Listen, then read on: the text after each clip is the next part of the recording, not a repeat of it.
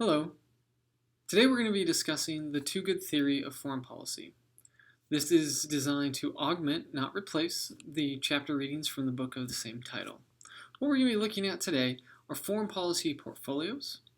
We're going to extensively look at the model assumptions, what substitutability means, and then examples and implications for this course. First, let's think about a foreign policy portfolio. What I like to do in these cases is think of something where the United States does not have a foreign policy interest.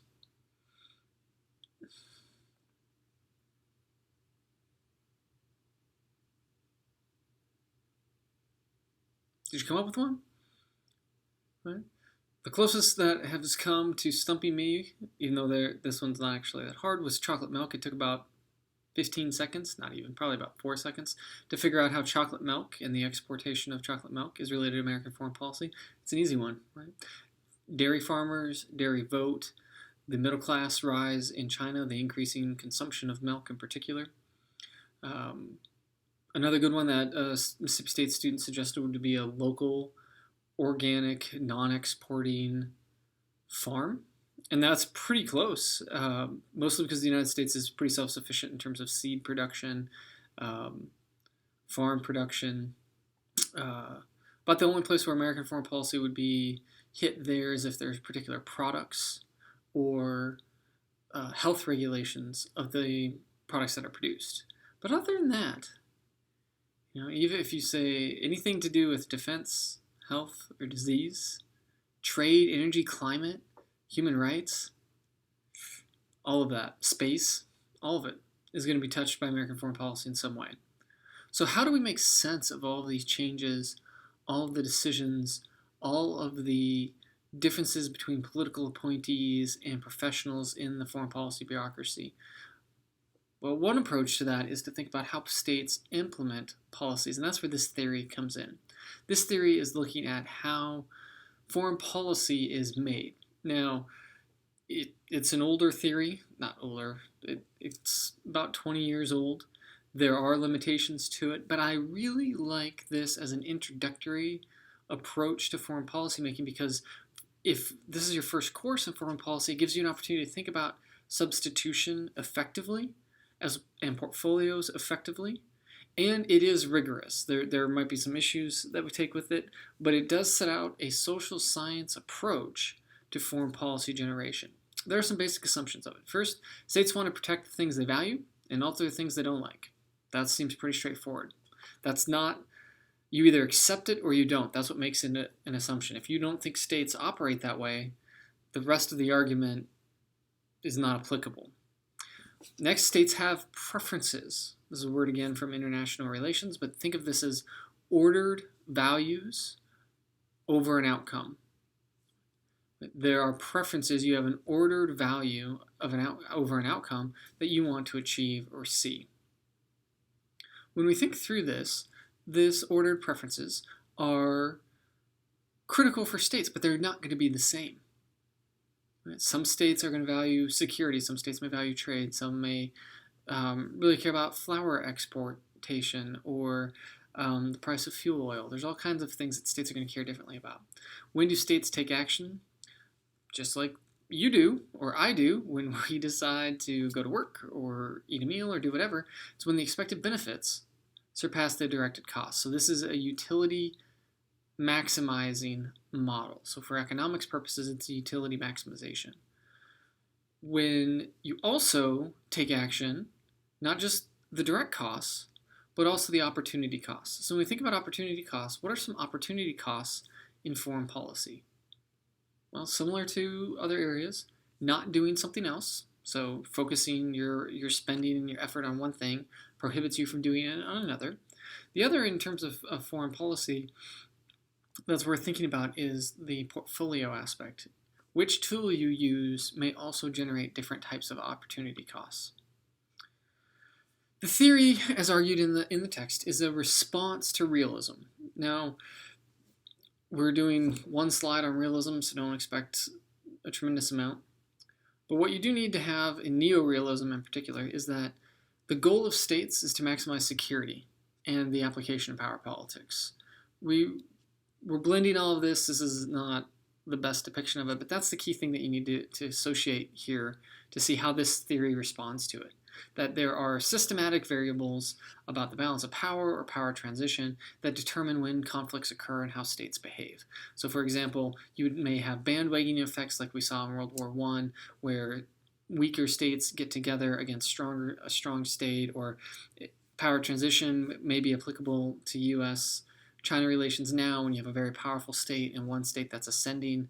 As they move past each other in the international order, there might be violence.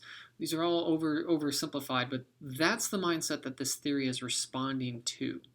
Right? And that's important because for realism, threats and neorealism, threats come from deliberate actions. And it comes from the security dilemma, which we read extensively and we'll talk about in another lecture. Right? That in anarchy, actions taken by one state to increase its security may decrease the security of others, or may lead other states to respond in kind, increasing tension. Right? And don't worry, we'll explore that as well. But when we think about the security dilemma, that says, if you buy tanks, the other country might buy tanks, and there's going to be a spiral effect because you're not sure about the intention of the overall action. Okay, so remember realism, this is in response to that. So what other assumptions are there? The assumptions that, based from the previous, that there are preferences and states like some things and don't like others, is that there's two things that you use your capability in foreign policy to do. One is to change the status quo. Okay, so you can use your resources, your capabilities to change the status quo. The next is you can use all of the same capabilities to maintain the status quo. So when you're changing or maintaining, it takes resources. Okay? You pursue your goal based on a multi-dimensional plane with all kinds of different issue areas. So you're not just trying to change and maintain, let's say, military balance. That's in context with economic balance, with trade policies, with capital mobility, with all the other features of the international system. Okay? Well, what are a feature? What do actually states try to maintain or change? These are issues. Issues are anything that meet those four characteristics listed. More than one value. You have some influence over what value of it you obtain. Two actors have different preferences over it, and some actors are at least aware of these. Okay, so it has to have more than one value. The reason why it's important, think of this as a pie. You're not really going to have maintenance and change if it's all or nothing. Next, actors have at least some influence over the value it obtains. This is hugely crucial because if you're going to expend resources, you want to be able to influence outcomes. We can think about all kinds of activities where you have some influence over the value it obtains. So for example, if you're an athlete or at any level and you compete, you have some influence over the value that you obtain in that. Right? But is everything dependent on what you do by yourself? No, absolutely not. Okay, the next is that two actors have different preferences over the range of values. And this is a little more tricky because it's two different preference levels. So for example, if I were to say, everybody in the world wants clean water, I think that's a fair assumption, right? Everybody wants it, but not everybody puts the same preference on it. We could say the same with climate change. We can think CO2 levels, methane production, anything. The environment is a good one to think about with this particular assumption or aspect of an issue, because in general, very few people are going to say, yes, I want a super polluted world that can't support life. But the opposite is the other end of the spectrum where everyone would say the same thing doesn't exist. All right, and then finally, actors, in this case states, or non-state actors, some others, are aware of these prior three things, and you can communicate about them. You can talk about values and changes over time. All right, so what's the setup? This is the structure of the two-good model that they use in the book or in the article.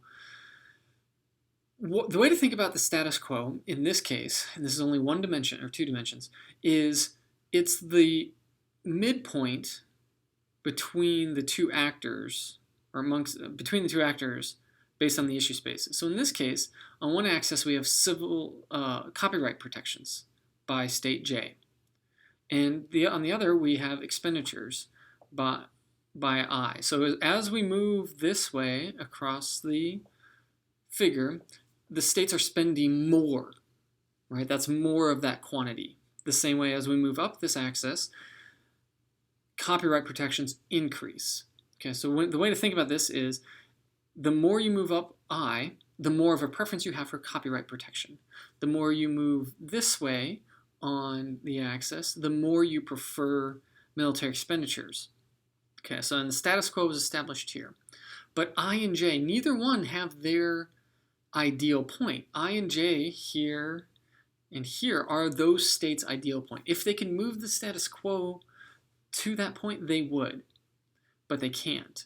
So this is maintenance and change idea comes in when we say, okay, J is here, and the status quo is really close to copyright protections. I mean, it's almost on that same line, but it's really far away from military expenditures, right? So the gap from here to here, just up and down, is smaller than the gap between here and there.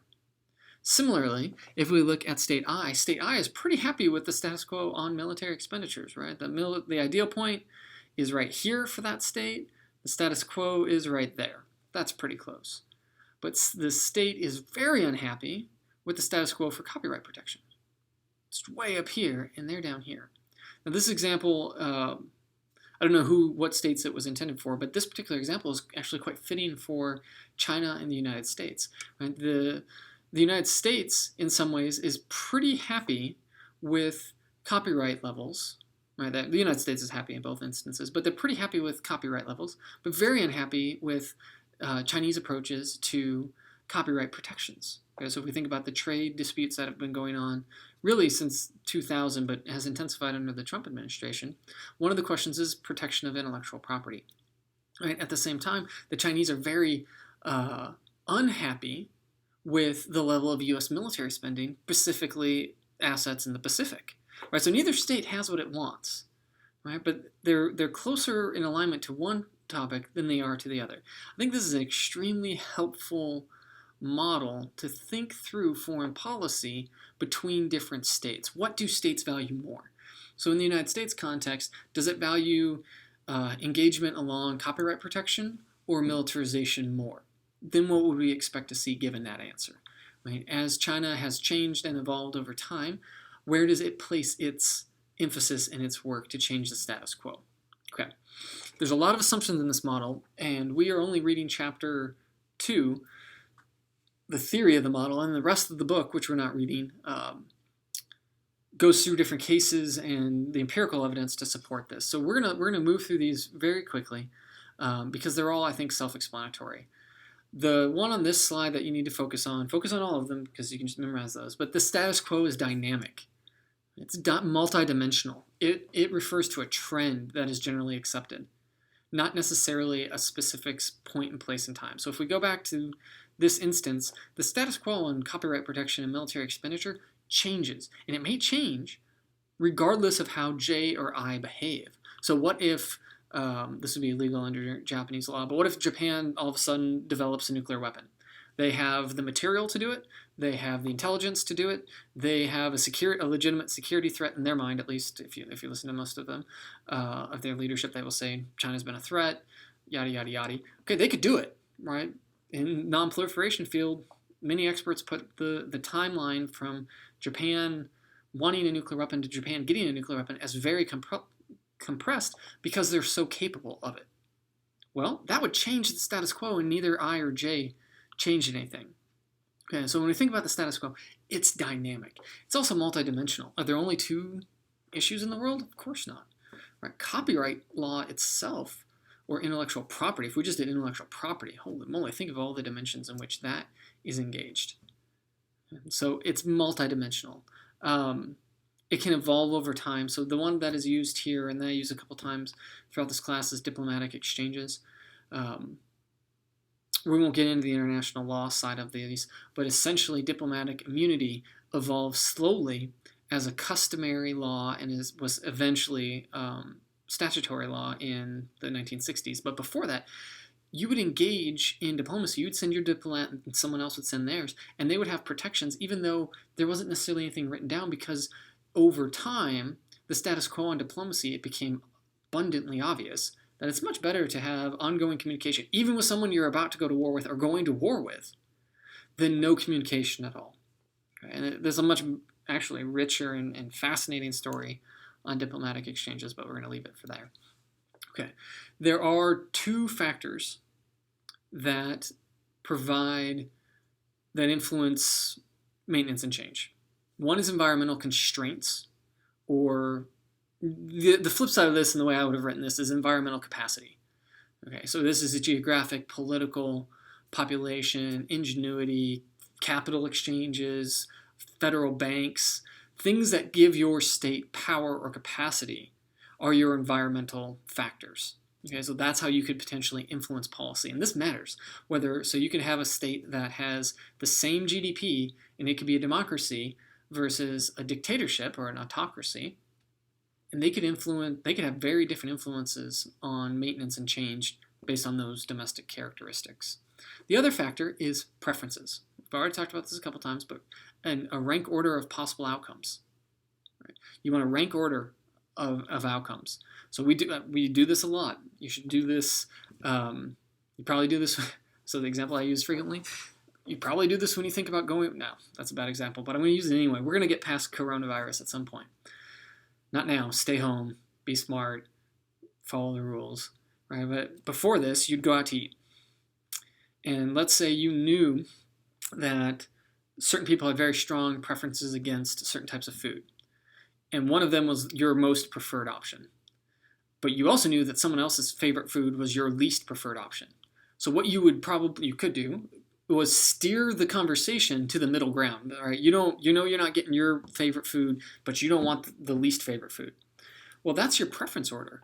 That changes based on individual and what's open and all that stuff. That impacts overall outcomes. Okay. There's also a huge assumption in this that I think is worth critically analyzing, is that authors assume states use the most efficient policy available. When I reread it to prepare for this class for the 5th time or 8th time or whatever, that one really struck out at me, because when does any state pick the most efficient policy? First, how do you identify what that policy is? And then how do you implement it? And then how do you implement it in partisanship, right? So not just in the United States, but in other countries. Now, you'd say, well, that just invalidates the whole model. No, and here's why. This is social science exploration of this topic. And while human leaders are fallible and human leaders make mistakes, really what this assumption is saying is that leaders and those that make decisions, given the information, pick the best choice possible, which I think is actually a much more reasonable assumption. That doesn't mean they pick the policy you most agree with. Absolutely not. That's not even what it means. Right? That's politicizing this. What they're saying is, given that person's partisanship and the constraints and the objectives, they're going to pick the best policy. Now, you could say, well, I disagree with their partisanship, or I disagree with the importance of this issue, or I disagree with, you can possibly disagree with the policy tool that's implemented. That's all fine. You can absolutely do that. That's not what they're saying here. What they're saying here is, given those parameters, we can model efficient policy decision-making, which seems to make sense. And then finally, it's easier to maintain the status quo than change it. This goes back to, if you've ever played Risk or any board game with defense ties always go to defense. Same in baseball, if they ever play again. Ties go to the runner, which I don't even know what that means now with high-speed cameras, but we're going to leave that for another day. All right, so characteristics of maintenance and change. We have to think about this in terms of decreasing marginal return rates. As states become more powerful, each additional increase in resource has comparatively less impact, right? And this comes from page 8. The more capable states are comparatively better able to realize desired change in the status quo than are weaker states, which have a comparative advantage in maintaining it. Okay, so what's going on in these two statements? The first is that states that are powerful and can already influence the outcome benefit less and less as you get more and more powerful. So if we use a sports metaphor, the 1998 Yankees, when they're winning multiple World Series, adding another pitcher to that team, really another ace pitcher to that team, doesn't really help much. Sorry about that. But adding a good pitcher to a 500 team could mean you win the playoffs. The other thing that this is getting at is that states are there's a comparative difference with how you can achieve change, not just based on your power, but on its utility to you.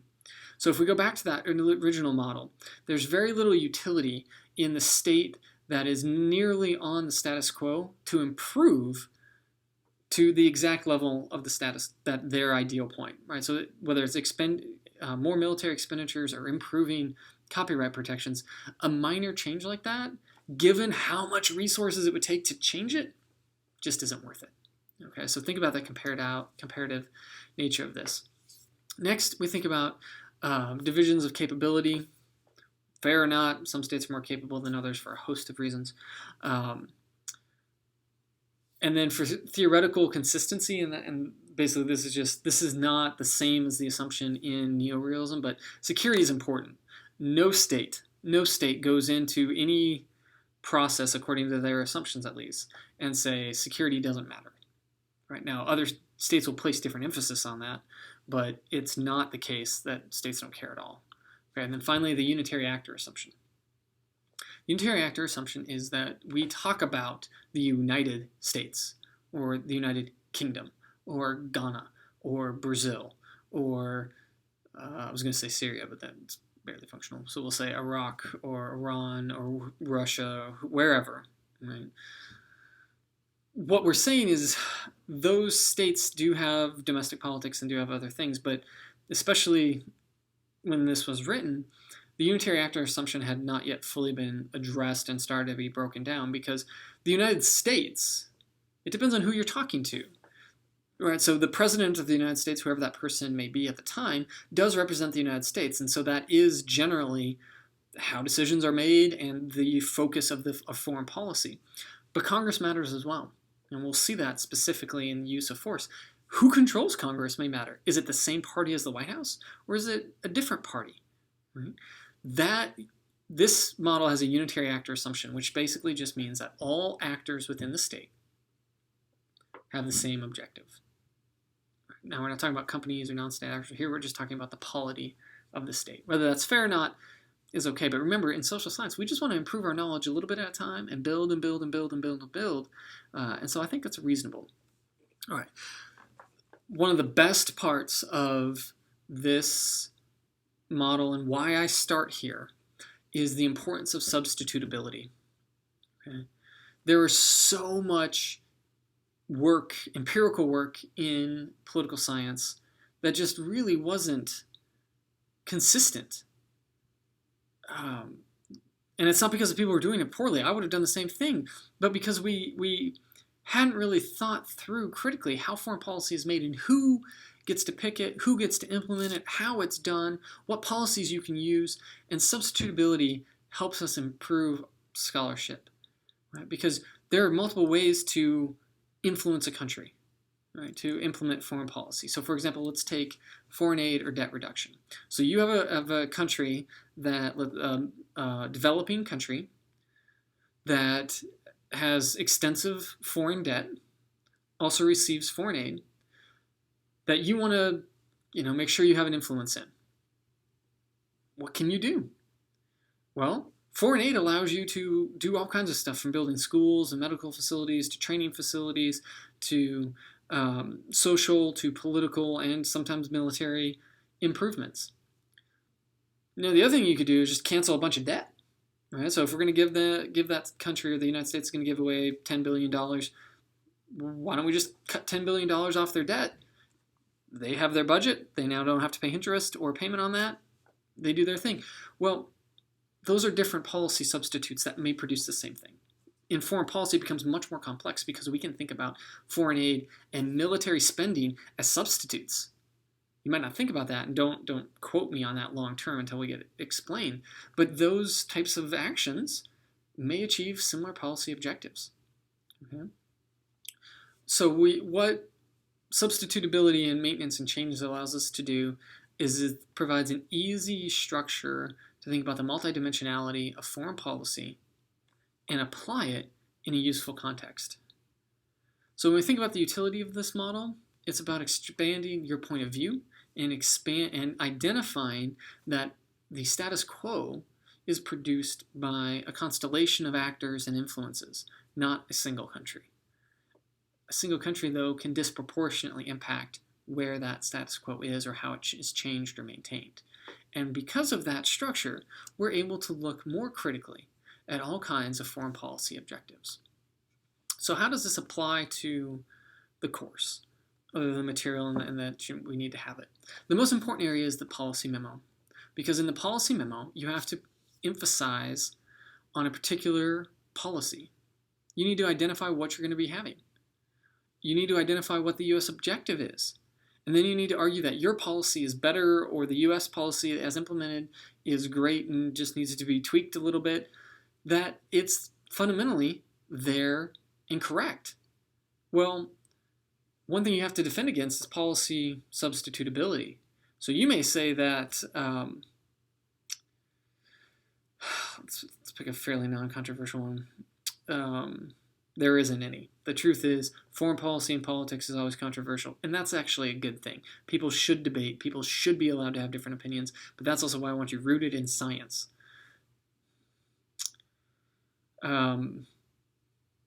Border protection. Okay, highly controversial, lots of different opinions.